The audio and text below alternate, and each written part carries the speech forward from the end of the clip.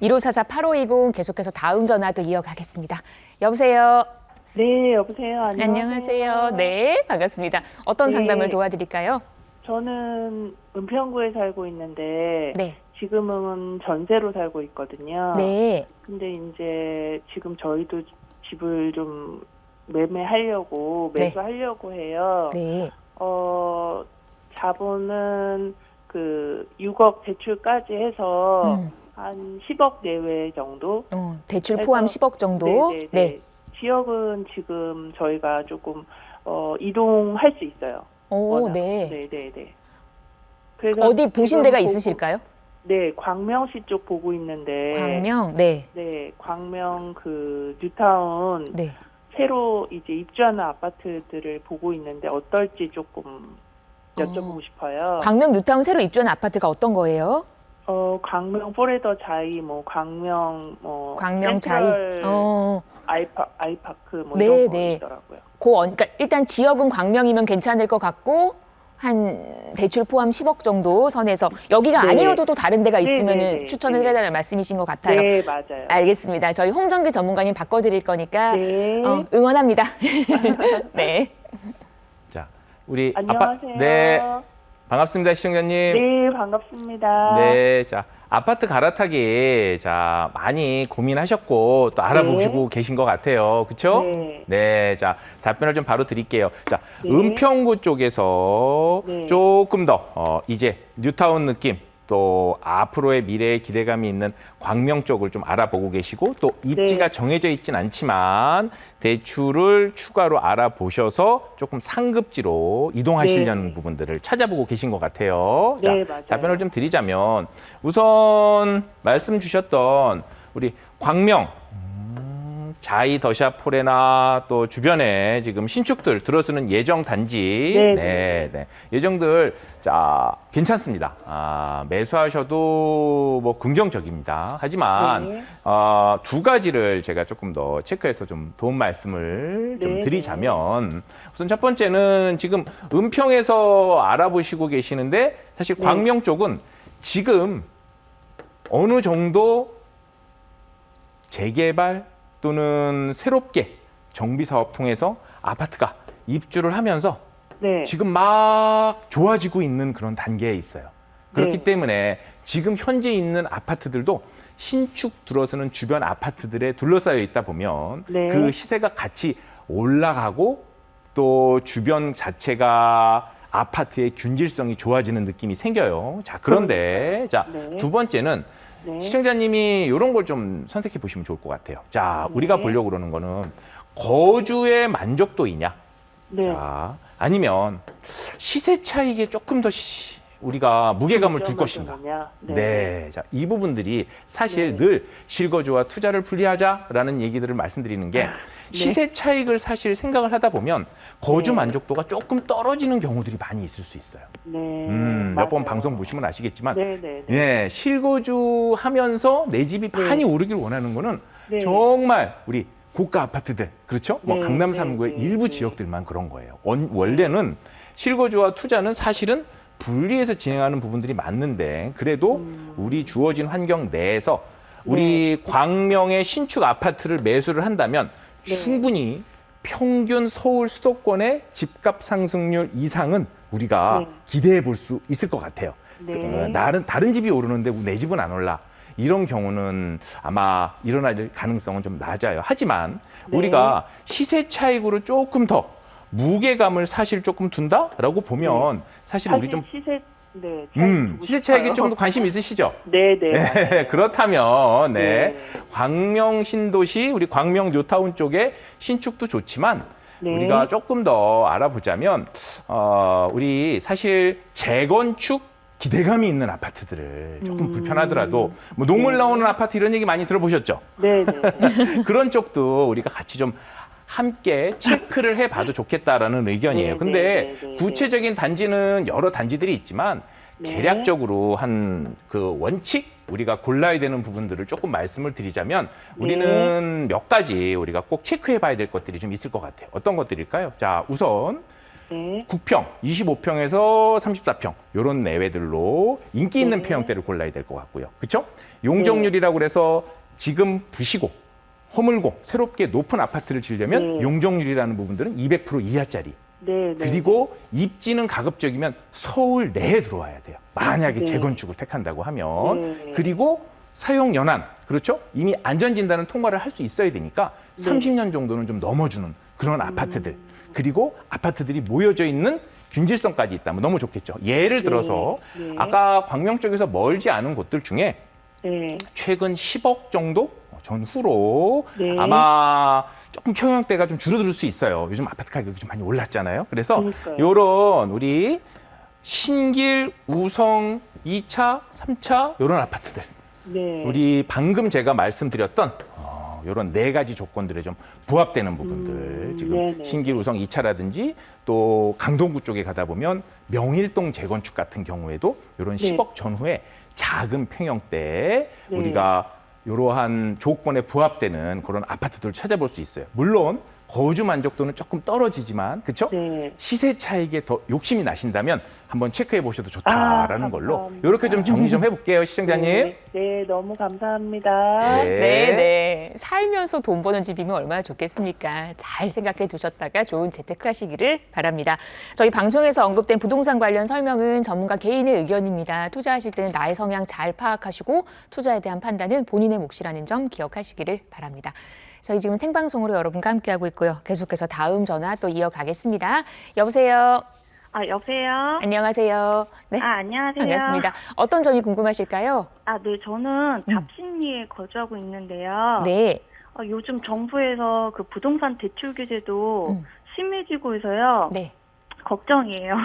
근데 아예 대출 안 받고 전세를 안고 또 재개발 빌라를 하나 사두고 싶거든요. 네. 예, 근데 자금이 2억 자금으로 서울에서 재개발이 될 가능성이 높은 지역은 어디일지 전문가 의견이 궁금해서 전화드렸습니다. 네, 대출 없이 전세 안고 갭 투자할 만한 네. 재개발 가능성이 있는 빌라.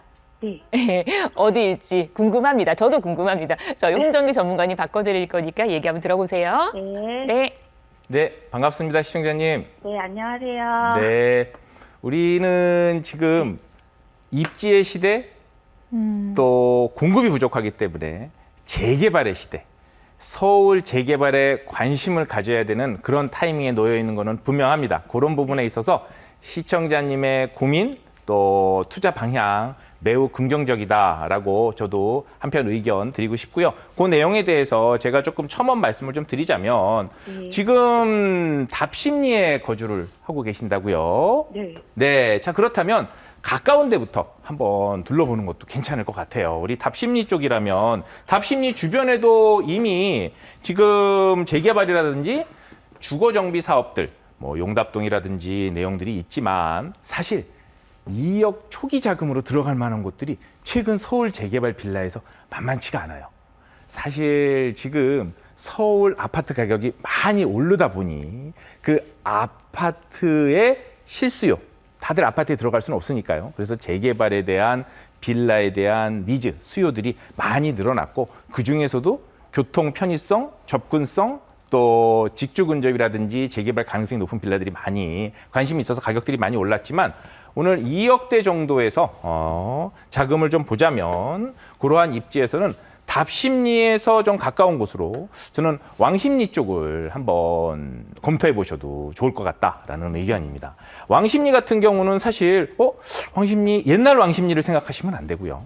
지금은 우리 성수동 아래쪽에 있는 성수동에서 바로 성수동이 성동구에 포함되어 있는 자치구 내에 있어요. 자, 성동구청은 우리 2040 도시기본계획에서 행정타운의 확장 그리고 왕십리를 GTX 노선이 무려 2개 노선이 들어가는 지금도 교통이 좋지만 앞으로도 더 좋아지는 그런 부분들의 느낌, 기대감을 좀 가지고 계시면 될 것 같고 왕십리 중에서도요. 특히 구역계가 이미 진행이 되어서 규제가 좀 들어가서 실거주 의무를 해야 되거나 이런 데 말고 딱 한 2억 내외 정도의 자금이라면 왕십리에서도 이렇게 우리 하왕십리 9구역이라든지 이제 막 초기 단계예요. 또 하왕십리 10구역, 또 우리 상왕십리 아래쪽에는 바로 우리 뉴타운으로 거듭난 센트라스라는 지금 구평이 한 20억 전후 정도 되는 아파트로 탈바꿈을 했단 말이에요. 즉 주민 동조 현상이 일어날 수 있는 개연성이 높다라는 부분들입니다. 그래서 이런 내용들로 보았었을 때 지금 2억 정도의 자금이라면 이런 데 투자에 관심을 가져보실 수 있다라는 것들이고, 이런 데 특징은 또 무엇이냐? 사실은 입지도 괜찮지만 노후도가 상당히 심해요.